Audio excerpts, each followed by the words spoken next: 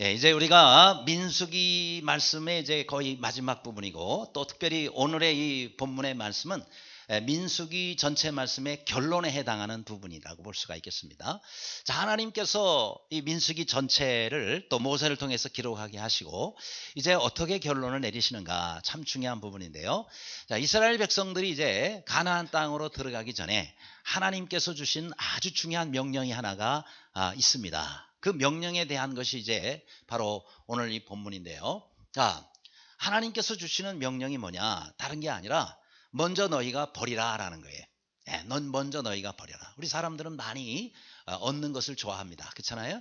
이왕이면 잃는 것보다 우리가 얻는 게 좋잖아요. 그런데 중요한 것 중에 하나가 뭐냐면 우리가 정말 좋은 것을 얻으려면 내게 있는 것을 버릴 줄 알아야 된다는 거예요. 그렇죠?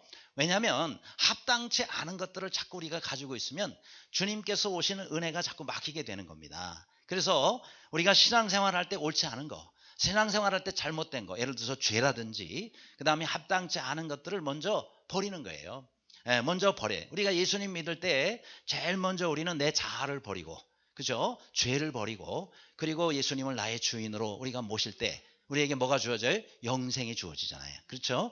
그러니까 우리가 얻으려면 먼저 버려야 되는 것은 이 땅의 원리하고도 마찬가지입니다. 그래서 하늘나라의 원리도요, 우리가 심어야 거두는 것처럼 버려야 얻는다라는 것입니다. 한번 따라합시다. 잘 버려야 잘 얻는다. 자, 좋은 것을 얻고 잘 얻는 거예요. 그런데 그래서 우리가 이제 버려야 되는데 신앙생활은요, 그래서 버리는 것부터 시작하는 겁니다. 그래서 여러분이 뭔가를 얻으려고 자꾸 시작하려고 하지 말고 내가 먼저 하나님 앞에 버릴 게 뭐가 있는가 이걸 생각해야 돼. 하나님께서 내게 합당치 않은 것들이 있어서 그것 때문에 은혜가 막히고 그것 때문에 내가 영적 성장이 잘 되지 않는 것들이 많이 있어요. 내가 버릴 걸 제대로 버리지 않을 때 이런 현상이 일어나게 되는데, 그래서 먼저 우리는 신앙생활 할 때요, 하나님이 싫어하시는 거, 또 하나님 나라에 합당치 않은 거, 또 그리스도인의 삶에 또 좋지 않은 것들이 있습니다. 은혜의 통로를 저게 딱 막고 있는 거거든요.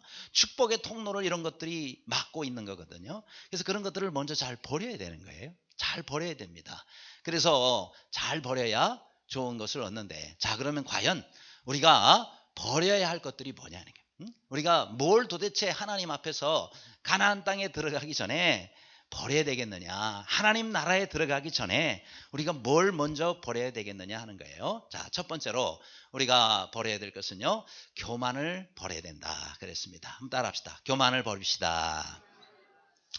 33장 38절 말씀입니다. 이스라엘 자손이 애굽 땅에서 나온 지 40년째 5월 초하루에 제사장 아론이 여호와의 명령으로 호르산에 올라 거기서 죽었으니 그랬어요. 자, 지금 먼저 이렇게 하나님께 얻으려면은요, 먼저 버려야 되는데 그 중에 첫 번째가 교만이라 그랬어요. 근데 이 교만에 대해서 말씀하면서 여기에 누구예요? 제사장 아론에 대한 말씀이 나옵니다. 그러니까 이게 이제 하나님께서 주시는 교훈의 귀한 말씀이에요. 지금 여러분 이 제사장 아론, 이 아론이 여기서 죽는 것부터 어떻게 보면 가나안 땅의 삶은 시작이 된다고 볼 수가 있습니다. 자, 그런데 왜 이 제사장 아론이 죽었어야 되느냐 이 말이에요. 물론 나중에 모세도 죽지만 아론이 왜 먼저 죽어야 되느냐. 여러분, 아론의 입장에 생각하면 정말 참 안타까운 일이 아닐 수가 없어요. 왜요? 40년 동안이나 정말 모세 오른팔 역할을 했어요. 그렇죠? 여러분, 이 모세의 형인 친형인 아론보다 모세를 잘 알고 모세를 돕고 그렇게 수고를 많이 한 그런 사람이 또 어디 있습니까? 그렇죠? 그럼에도 불구하고 하나님께서는 이 아론을 어디에다가 가나안 땅에 왜 보내지 아니하시고 그를 꼭 명령해서 호르산에 올라가 거기서 죽게 하셨느냐라는 거예요. 물론 나이가 많긴 많았죠. 123세, 모세는 120세에 죽게 되지만은, 그러나 나이가 문제가 아니야. 하나님 나라는 중요한 것은 왜 가나안 땅을 하나님이 보내시지 아니하고 그를 바로 가나안 땅 코앞에서 그렇게 해서 죽게 하셨느냐라는 것입니다. 그것은 다름 아니라 아론이 하나님 앞에 잘못한 부분이 있기 때문에. 뭘 잘못했느냐? 결정적인 잘못이 뭐 두 번이 있었었죠. 그렇죠? 하나는 금송아지 초기에 모세가 시내산에 갔을 때 금송아지 만든 사건 하나가 있었었고, 두 번째로는 바로 민수기 20장에 나오는, 우리 20장 다 지나왔죠? 20장 다 지나왔는데 그 20장에 어떤 내용이 나오냐면 바로 이스라엘 백성들이 목이 말라가지고 막 하나님을 원망할 때 모세와 아론이 하나님 앞에 기도했습니다. 하나님 응답을 주셨어요. 뭐라고 주세요? 반석을 향하여. 거기에 이스라엘 백성들의 진중에 있는 그 반석을 향해서 명하라 그랬어요. 그러니까 모세와 아론이 해야 될 건 뭐예요? 가서 물아 나오라 뭐 이렇게 소리를 지르기만 하면 되는 거예요. 그런데 그렇게 하지 않으면 어떻게 했습니까? 하나님을 향해서 원망하는 이스라엘 백성들이 너무 미워서 너무 참 속상하고 그리고 분해서, 그래서 모세가 지팡이를 들고 내가 너희를 위해서 이 반석에서 물을 내랴 그러면서 그냥 이게 그 반석을 지팡이로 2번이나 칩니다. 거기에 이제 아론이 함께 했어요. 그래서 모세와 아론이 거기서 하나님께 영광을 드러내지 못해 잠시 교만한 마음을 가졌던 것이죠. 그렇죠? 직분으로는 얼마나 귀해요. 모세의 오른팔이 됐단 말이죠. 이렇게 귀한데 하나님 앞에 잠시 교만해진 거예요. 그래서 하나님의 영광을 드러내지 아니한 것으로 너희는 가나안 땅을 들어가지 못하리라. 그렇죠? 하나님의 뭐에? 심판을 받은 겁니다. 그렇죠? 여러분 교만하면 하나님의 심판을 받게 됩니다. 그래서 우리가 늘 깨어 있어야 돼요. 늘 조심해야 돼요. 이 교만이라는 건 수시로 들어올 수 있습니다. 특히 직분자들은 더 조심해야 돼요. 수시로 들어와 가지고 그렇게 해서 우리가 교만한 마음을 잠시 가질 때에 하나님의 심판을 받을 수가 있단 말이죠. 그렇죠? 제일 먼저 들어가려면 여러분 모세와 아론이 들어가야 되잖아요. 근데 하나님 돌려보내지 않으셨어요. 바로 이 교만 때문입니다. 그렇죠? 여러분 우리가 신앙생활을 잘 시작했다가 망한, 그리고 이단의 교주가 된 이런 사람들도 여러분 우리나라에 있습니다. 다른 나라 예를 들 것도 없어요. 우리나라의 대표적인 이단들 가운데 자, 맨 위에 있는 사람 기억나세요? 잘 모르시죠? 저 사람은 누구냐? 박대선 장로라는 사람이에요. 바로 신앙촌, 옛날 때 신앙생활 하신 분 다 옛날에 아주 박대선 그 신앙촌 하면 유명했습니다. 지금 머리에 저 뭐 들고 있는 거예요? 하나님으로부터 이슬을 받아요. 기도하는데 이슬이 떨어져. 그거 찍었다고 지금 저렇게 사기를 치고 있습니다. 그러니까 저렇게 망하는 거예요. 그렇죠? 처음에 저 사람도 은혜 가운데 시작을 했어요. 또 중간에 있는 사람 아주 세계일보, 바로 통일교 문선명입니다. 그 다음에 끝에 있는 사람에 멀지 않아요. 여기 저기 과천에 있어요. 신천지 이만희 교주입니다. 바로 이런 사람들이 처음에는 은혜 가운데 시작했어요. 그런데 하나님께 돌아갈 영광을 자기가 취하면서 그러면서 교주가 된 거예요. 자기가 취한 게 그 영광을, 그러면서 망하는 길로 가고 이단의 교주가 되고 이제 멸망의 앞장선 자들이 되고 말았다라는 것입니다. 그래서 우리는요 다 하나님 앞에 깨어 겸손해야 돼. 그래서 베드로전서 5장에 젊은 자들아 이와 같이 장로들에게 순박하고 겸손하라 그랬어. 때가 되면 너희를 높이시라 그랬어. 하나님이 교만한 자들을 대적하시고 겸손한 자들에게는 은혜를 주시니라 그랬습니다. 늘 주님 앞에 항상 겸손하시기를 바랍니다. 여러분 저 중세 시대에 저 유럽에서 어떤 한 수도원이 있었어요. 근데 그 수도원에 이렇게 참 나이가 많이 드신 겸손한 한 수도사가 있습니다. 그분이 이제 이렇게 뭘 심기 위해서 흙을 이렇게 고르고 있었어요. 근데 들어온 지 얼마 안 되는 수도사인데 좀 이 나이 든 수도사가 보기엔 좀 교만했던 것 같아요. 그래서 어떻게 좀 가르쳐 줄 수 있을까? 교만 떨지 말라. 그러면 또 너는 잘해요. 뭐 이러면서 또 그럴 것 같아가지고 그래서 조용히 묵상하다 이러면 되겠구나 그래요. 그래서 이제 밭을 이렇게 땅을 고르는데 땅이 굳어가지고 딱딱한 땅들이 있지 않습니까? 그 땅에다가 바로 이 젊은 수도사에게 물을 좀 여기다가 좀 부으라고 그렇게 시켰습니다. 그래서 하고 이렇게 여기 지금 땅이 이렇게 아주 마르고 굳은 땅이에요. 여기다가 물을 부으니 말이죠. 물이 스며들지 못하고 다 흘러가지고 다른 데로 다 흘러가 버립니다. 그런데 또 다른 쪽에다가는요, 이 나이든 수도사가 망치를 들고는 팍 이 땅을 때립니다. 그 어떻게 될까요? 그 이렇게 굳은 땅이 부서지면서 그러면서 이제 부드러운 흙들이 이제 되는 거예요. 여기다가 물을 한번 좀 더 부어주게. 예, 알겠습니다. 그러고는 거기다가 물을 부으니 여러분 이 굳었던 그런 땅이 망치로 그냥 얻어맞아 가지고 깨지고 부스러져 가지고 그렇게 부드러운 흙이 됐는데 물을 부으면 흘러가요? 거기에 머물러 있어요? 안 흘러가죠. 그렇죠? 거기에 다 이게 스며드는 겁니다. 그러면서 이 나이든 수사가 그럽니다. 여기다가는 뭘 심어도 된다고 이제. 그렇죠? 아까 저 굳은 땅에는 뭐 심을 수도 없고 물 부어봐야 다 흘러나가 버리지만은 여기다가 뭘 심어도 된다고. 그러면은 싹이 나고 자라서 우리를 위한 열매를 맺을 거라고. 그러면서 이것이 바로 깨어짐의 영성이네라고 이야기를 했대요. 무슨 영성? 깨어짐의 영성. 뭐예요? 얻어맞아야 돼요. 깨져야 부드러워져요. 깨져야 겸손해져요. 깨져야 열매를 맺습니다. 신앙생활은요, 얻어맞아야 돼요. 그죠?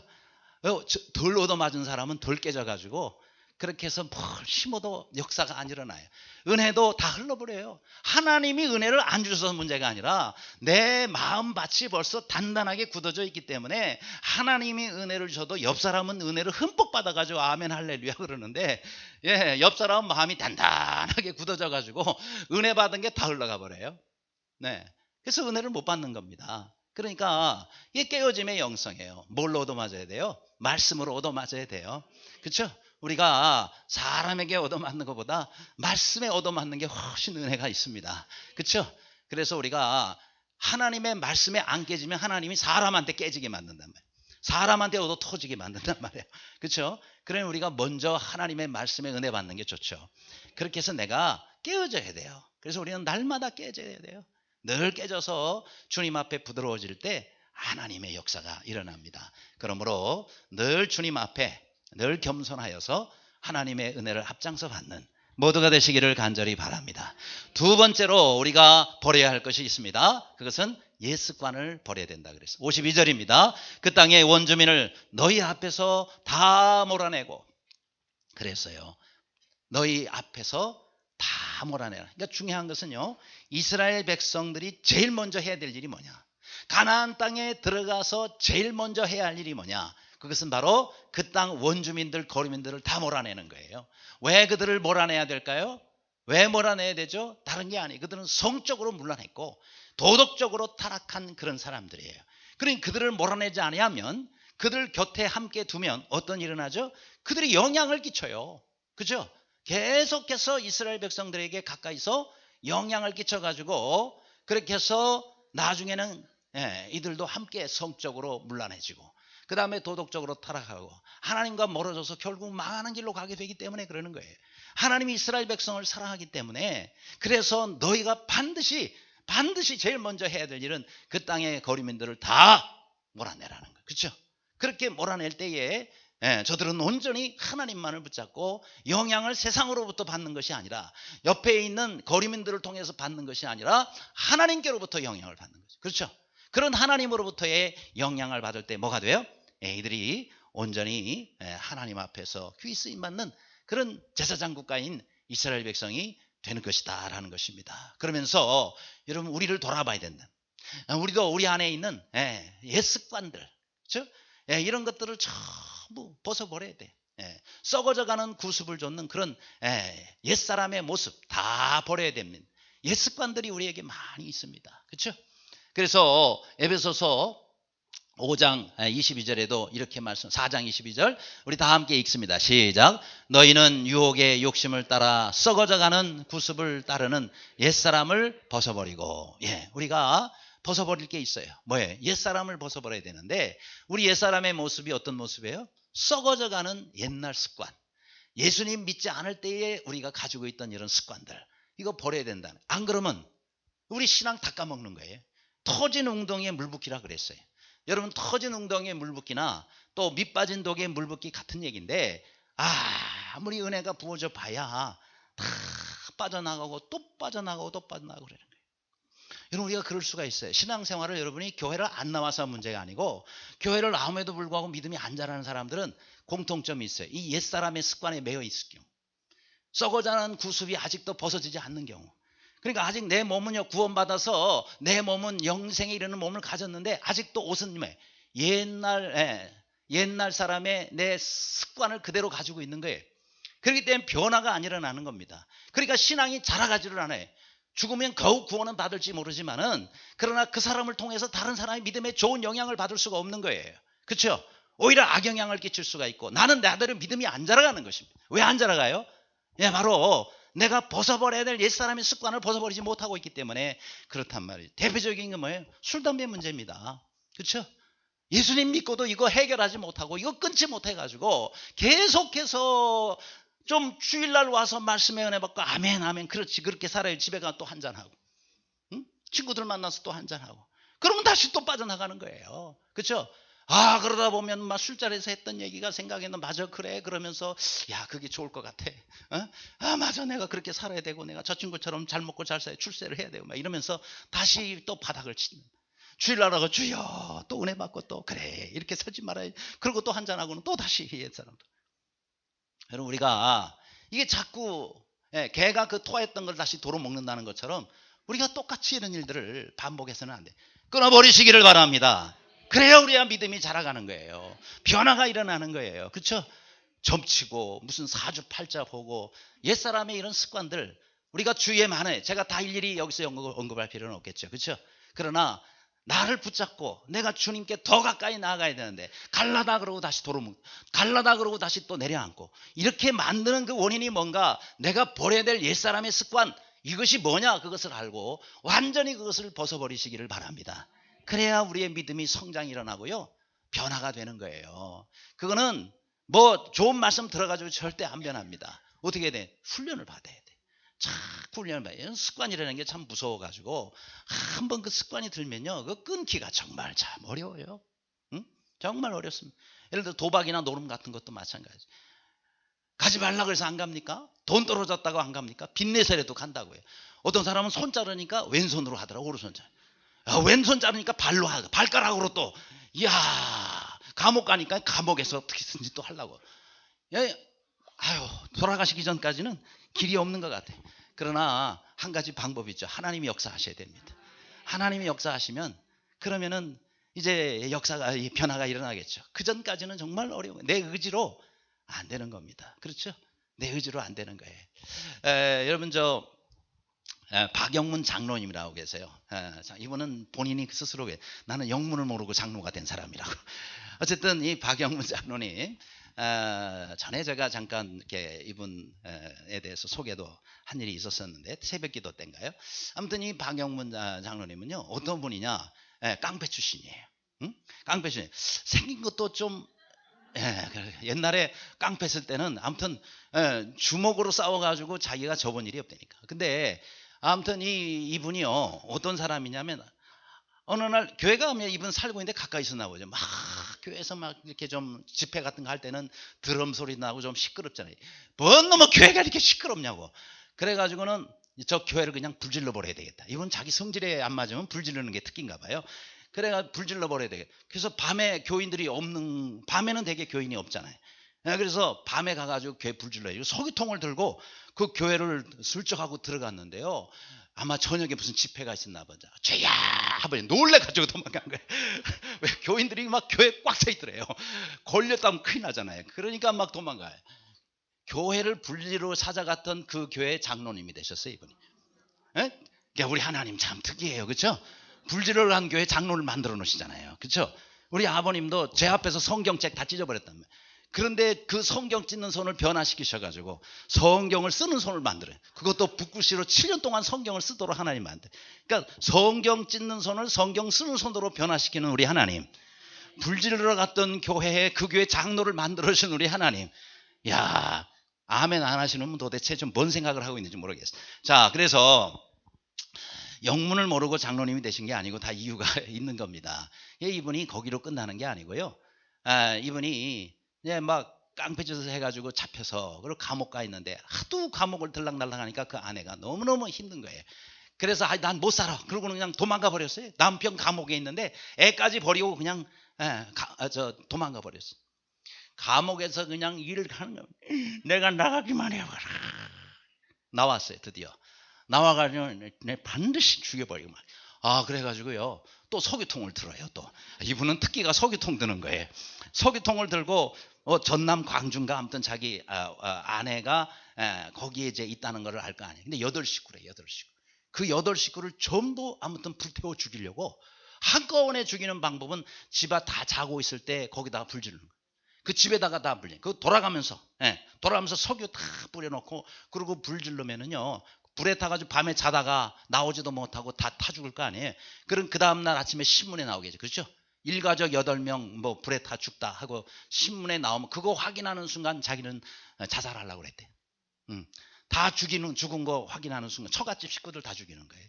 다 죽이고 자기도 죽으려고 그렇게 딱 이제 기다리면서 석유통을 들고 이제 불 지르려고 나가려고 하는데 천사가 딱 나타난 거예요. 하나님이 3명의 천사를 보냈어요. 그것도 마차까지다. 그래서 거기서 쓰러져 가지고 그 마차를 타고 천국을 가요. 그래서 천국을 터뜨려버려. 근데 자기 형이 그렇게 하나님을 열심히 믿었대. 아버지 너 죽고 나 죽자 그러는데 그 순간에도 하나님 붙잡은 사람. 그래서 자기는 형을 그렇게 이해할 수가 없었고 형이 그렇게 미웠는데 그 형이 천국에 가서 앉아있더래요. 천국에 있는 형님의 모습. 또 외삼촌 누군가 또 누군가 천국에서도 봐요. 그런데 아버지를 보니 아버지 안 믿고 돌아가시잖아요. 근데 지옥에 또 하나님 보여주시더래요. 지옥 가니까 아버지가 막 구렁이들이 있는 곳에서 막 아글아글 쓰면서 살려달라고. 너무너무 자기가 평생에 한 번도 두려워하거나 무서워해 본 적이 없대. 그런데 지옥에 거기서 고통받고 아버지 모습이 너무너무 두려워 떨었다는 거예요. 그러니까 어떻게 하면 좋겠습니까? 그래서 예수 그리스도를 믿어야 된다. 그래서 믿고 그러고 깨나는데 하나님이 음성으로 들려주시대. 너는 이 보고 들은 일의 증인이 되라. 그러면서 깨나가지고는 전국에 다니면서 복음을 전하는 저 간증할 때 저 지금 사진의 모습인데 여러분 옛사람의 습관에 사로잡힐 때 우리는 망하는 사망의 길로 가는 거예요. 여러분 그렇게 해서 여러분 영원한 지옥에 갈 때의 그 고통과 그 불행을 얼마나 크겠습니까? 여러분 우리가 옛사람의 습관을 완전히 끌어버리고 이 사람이 보고 있던 그 놀랍고 영광스러운 천국에 정말 주님 앞으로 가야 되지 않겠습니까? 우리 아무쪼록 우리를 붙잡아 당기고 자꾸 과거로 세상으로 끌고 가는 모든 습관들을 끊어버리고 주님 앞에 진정 날마다 승리하며 사는 모두가 되시기를 간절히 바랍니다. 세 번째로 여러분 우리가 버려야 될 게 또 하나가 있어요. 그것은 뭐냐?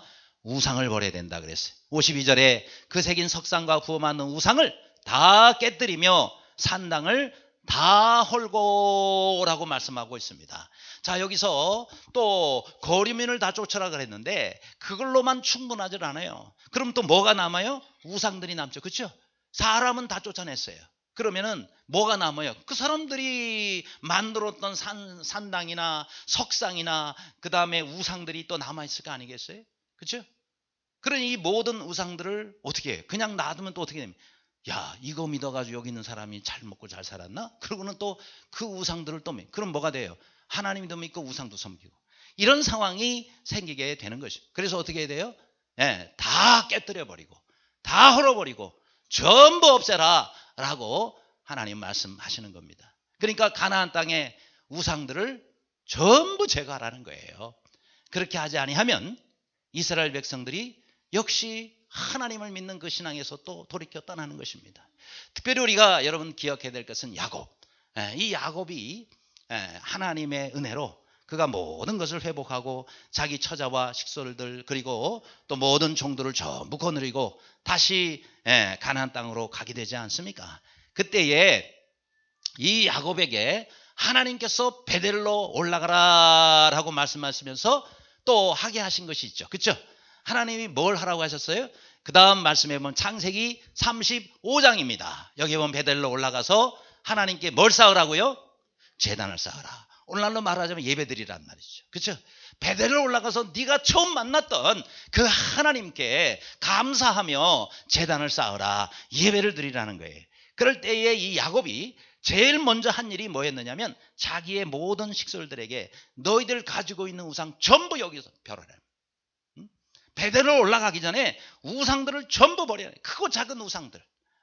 심지어 그들은 귀걸이도 옛날에는 우상 섬기는 데 재료도 써 그런 것까지 전부 버리라는 거예요. 이거 안 버리면 또 그거 붙잡고 빌고 그거 붙잡고 복 달라 그러고 그러면서 그들이 다시 망하는 길로 가기 때문에 이거부터 제가 하라는 거예요. 그러면서 의복도 갈아입고 정결케 하며 하나님께 제단을 쌓으라고 야곱이 모든 거기에 식솔들에게 말하게 됩니다. 그게 중요한 거예요. 그렇죠? 여러분, 우리가 우상과 하나님 같이 섬길 수가 없어요. 하나님과 우상은 공존할 수가 없는 것입니다. 그렇죠? 우리가 하나님만 섬기든지 아니면 우상을 섬기든 둘 중에 하나를 선택해야지. 여러분, 두 주인을 우리가 제대로 섬길 수가 없잖아요. 왜요? 우리가 한 주인만 섬기면 100% 헌신할 수가 있어요. 그러나 두 주인 섬기면 아무리 잘해도 50점 50점이에요. 아무리 잘해도 50점을 넘을 수가 없어요. 그러면 낙제점 씁니다. 그럼 하나님께도 버림받고요. 또 우상에게도 버림받고, 세상에서도 버림받고, 우리가 하나님께도 어디로 가겠냐? 어디로 가겠어요? 우리가 여인을 사랑할 때에 여러분 결혼합시다라고 프로포즈를 할 때에 당신을 내가 50% 사랑하고 딴 여자를 50% 사랑 되겠어요? 안 되겠어요? 딴 데 가서 알아보세요 그러잖아요.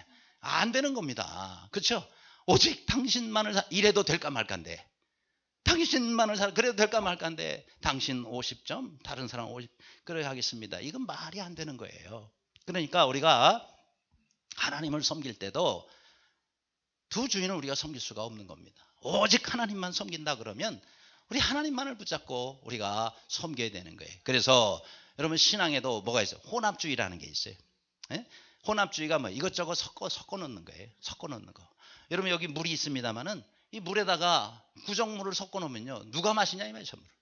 그래도 깨끗한 물이 많은데 뭔 소리를 하고 있는 거예요 지금. 그렇죠?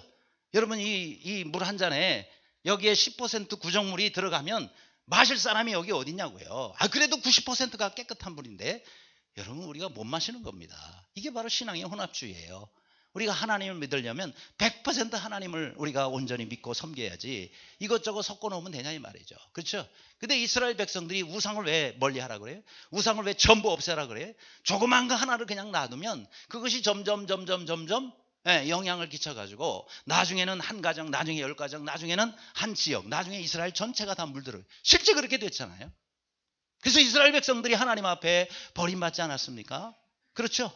버림받게 된 거예요. 우리 지난주에 화요일날 새벽기도 말씀에 예레미야 말씀을 묵상하고 있잖아요. 예레미야 2장에 이렇게 말씀하고 있습니다. 내가 너희와 싸우리라 그랬어.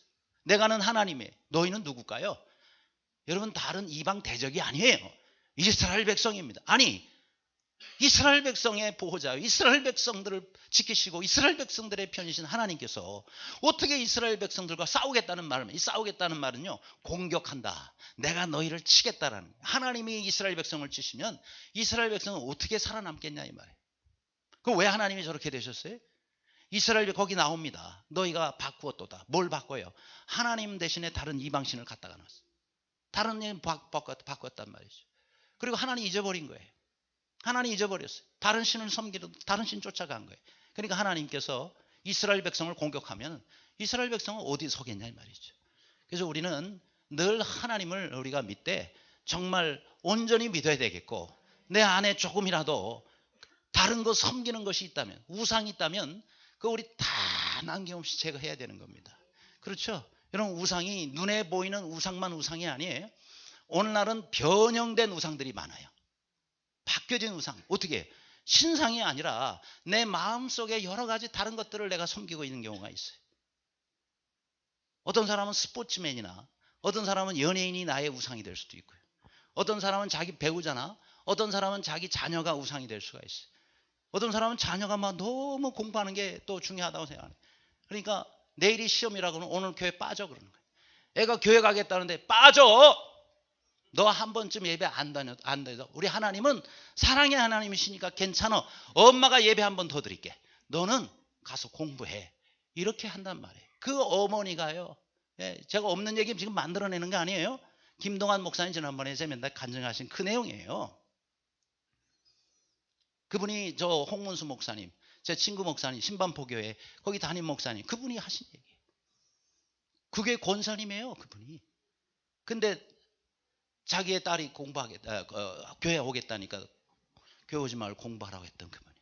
나중에 대학 들어가서 교회 나오나요? 안 나와요. 엄마 나중에 나갈게. 안 나와요. 40이 돼서까지 교회를 안 나와요. 40살이 넘은데도 안 나와요. 나중에 이분이 권사님이 암에 걸렸어요. 죽어가면서 목사님을 부릅니다. 목사님 목사님. 그 목사님 붙잡고 울면서. 그때 얘가 교회 가겠다 그럴 때 막은 사람이 바로 줍니다. 지금 교회도 안 다니고 얘가 이렇게 된, 내가 죽으면 이 아이 지옥 가게 될 텐데, 목사님 우리 딸한테 복음 한번 전해주세요. 복음 한번 전해주세요. 야, 정말 우리가 성적 지상주의에 살고 있어요. 우리 자녀들 성적 올라가는 거 좋죠. 그러나 여러분 그게 먼저가 아니라는 말이죠. 성적 올리려고 교회 나가지 말고 공부하라고 했던 그 자녀들이 하나님 떠나는. 왜요? 엄마가 인본주의에 맞아요. 교회 권사님인데 인본주의. 왜요? 성적 오르는 게 교회보다 더 중요하고 내 자식 성적 올라가는 게 하나님보다 더 중요하다. 그러니까 자녀들 하나님 떠난 다음에 돌아오질 않는 거예요. 그럼 우리가 정말 남김없이 몰아내지 않으면 내 속에 여러 가지 모양의 모습으로 있는 그 우상들, 여러분 돈이 나의 우상이 될 수 있고 내가 성공하는 것이, 우리 가게나 우리 기업이 잘 되는, 이게 하나님보다 더 우선순위가 될 수 있어요. 그래서 교회 안 나와요. 왜요? 장사 잘해야 되겠고 돈 더 많이 벌어야 되겠고. 그래서 우리는 정말 이 모든 것, 겉으로 보이지 않는 변형된 우상들을 주의해야 돼. 완전히 이거 몰아내고 정말 하나님 제일주의, 이걸 뭐라 해요? 신본주의라고 그러죠. 인본주의의 반대말은 신본주의. 하나님 제일주의. 모든 기준이 하나님이고 모든 거에 제일 우선이 하나님. 이렇게 우리가 살지 아니하면 이게 험난한 세상 가운데 얼마나 유혹이 많습니까? 여러분 우리는 하나님을 쉽게 떠나고 우리 자녀들까지 그렇게 될 수 있다는 거죠. 그렇죠? 작은 거 하나가 내 인생 전체를 무너뜨릴 수 있는 겁니다. 여러분 2000년도로 기억해. 2000년 7월, 정확하게 하면 7월 25일 날. 여러분 콩코드 여객기 잘 아시죠? 아주 멋있는 비행기고요. 아주 저 비행기는 뭐 값도 비싸지만 한번 타기도 쉽지 않은 그런 최고급 비행기입니다. 근데 이 콩코드 여객기, 저 프랑스에 있는 샤를 드골 공항에서 이 비행기가 이제 이륙을 합니다. 그런데 이때에 이 비행기가 이륙한 다음에 2분이 채 되지 않아서 추락을 해버려요. 저렇게 비행기에, 그때 저 비행기 그 모습입니다. 저렇게 비행기에 불이 붙어가지고 그렇게 해가지고 2분도 안 돼가지고 떨어져요. 그래서 저 비행기 안에 타고 있었던 승무원과 승객 109명 전원이 다 죽어요.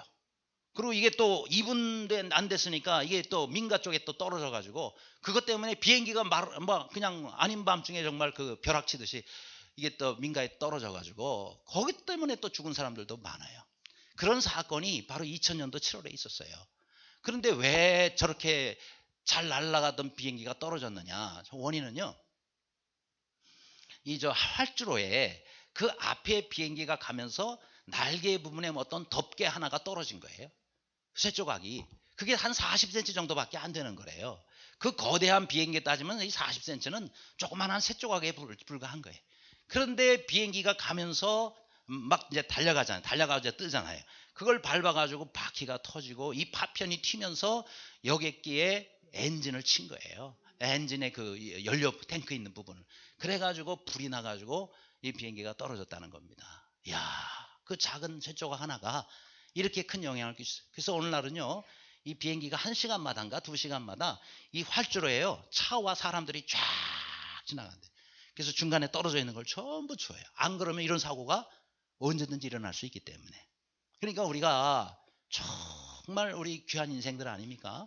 근데 작은 거 하나 우리가 등한히 여겨서 그런 걸로 인하여 우리의 신앙이 무너지고, 여러분 우리가 정말 하나님을 떠나는 일이, 망하는 길로 갈 수가 있다. 여러분 큰 어려움 때문에, 항상 큰 문제 때문에 어려워지는 그런 일은 많지 않아요. 사실은 작은 것 때문에 사람이 무너지는 거예요. 그렇죠?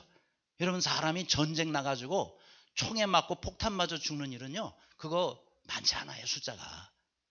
그러나 눈에 보이지 않는 작은 바이러스, 박테리아, 또 암세포, 이런 것들이 우리 몸 안에서 역사해가지고 눈에 보이지 않는 세균들 때문에 죽는 사람이 얼마나 더 많은 줄 아세요? 그렇죠? 전쟁 나서 죽는 사람은 그거에 비하면 아주 적은 숫자예요. 마찬가지로 사단은 우리 각자의 큰 어려움으로 우리를 무너뜨리는 것이 아니고, 정말 우리가 무시할 정도로 눈에 보이지도 아주 작은 문제 가지고 우리를 무너뜨리고 우리의 신앙의 모든 것을 송두리째 망하게 하는 그런 길로 우리를 이끌어갈 수 있다. 그러므로 늘 주님 앞에서 우리 자신이 내 안에 정말 어떤 우상이 지금 혹시 자리 잡고 있는가 발견하는 대로 완전히 물리치시고 깨뜨려버리고 파괴시켜버리고 몰아내는 그런 우리 모두가 되시기를 간절히 바랍니다. 끝으로 우리는 또 하나 버려야 될 게 있죠. 남은 죄를 버려야 된다. 그래서 55절에 너희가 만일 그 땅의 원주민을 너희 앞에서 몰아내지 아니하면 너희가 남겨둔 자들이 너희 눈의 가시와 너희 옆구리를 찌르는 것이 되어 너희가 거주하는 땅에서 너희를 괴롭게 할 것이요 그랬습니다. 그러니까 또 우리에게 있어서 다 몰아냈다고 생각하는데 나중에 보면 남아있는 게 있을 수가 있습니다. 완전히 너희가 제거하지 아니하면 눈의 가시와 뭐예요? 또 옆구리에 또 찌르는 것이 된다라고 말씀하고 있습니다. 그래서 우리는 내 안에 정말 남겨진 것들이 없도록 완전히 제거하지 않으면 그것 때문에 결국 이스라엘 백성들이 정말 완전히 제거하지 아니해서 우리 역사 이스라엘 역사 잘 알잖아요. 완전히 제거하지 아니해서 그 영향을 받아서 이들이 하나님 앞에 범죄하게 되고 하나님의 진노를 받고 결국은 이들이 변화되지 아니해서 결국은 아수르와 바벨론의 포로가 돼서 망하는 백성이 되지 않았습니까? 그렇죠? 그래서 우리는 이걸 잘 버려야 돼요. 여러분 한 아이가 아주 달콤한 사과를 먹고 있었어요. 몇 입 부어 먹고 있는데 이 벌들이 말이죠. 사과의 달콤한 맛을 굉장히 좋아한답니다. 그래서 벌들이 막 달려드는 거예요. 처음에는 말이죠. 왜 벌들이 막 이러는지 몰라가지고 막 이래. 그럴수록 벌이 더 자꾸 달려드는 거예요. 그래가지고 막 몇 번 쏘이고 나니까 정신이 없는 거예요. 맞아. 이 사과 때문에 그러는구나. 여러분 같으면 어떡하겠어요? 던져버려야 되겠, 그죠? 예? 안 던지려고 앉아 계시는 분들처럼 가만히 던져버리셔야 되겠죠? 예, 아까워도 내가 살려면 벌들 공격받고 어떡하겠어요? 그래가지고 이걸 던져버렸대 멀리. 그랬더니 벌들이 확 그 사과 쪽으로 달려가는 거예요. 그래가지고 살아난 거예요. 그렇죠? 여러분 우리 죄는 꼭 달콤한 사과와 비슷합니다. 자꾸 이걸요 우리가 즐기고 있으면은 그 냄새 맡고 많은 그런 역사들 죄들이 몰려오기 시작합니다. 그러면 하나님의 진노가 임하는 거예요. 결국 망하는 겁니다. 아무쪼록 여러분 우리가 정말 이런 하나님의 저주를 부르는 하나님의 심판을 부르는 이 모든 것들을 제거하시기를 바랍니다. 아깝지만 버리시기를 바랍니다. 그럼 반드시 하나님이 더 좋은 걸 주세요. 그래서 우리에게 날마다 우리 주님이 승리를 주시는 겁니다. 이와 같은 주님의 은혜가 모두에게 임하기를 간절히 바랍니다. 기도하겠습니다.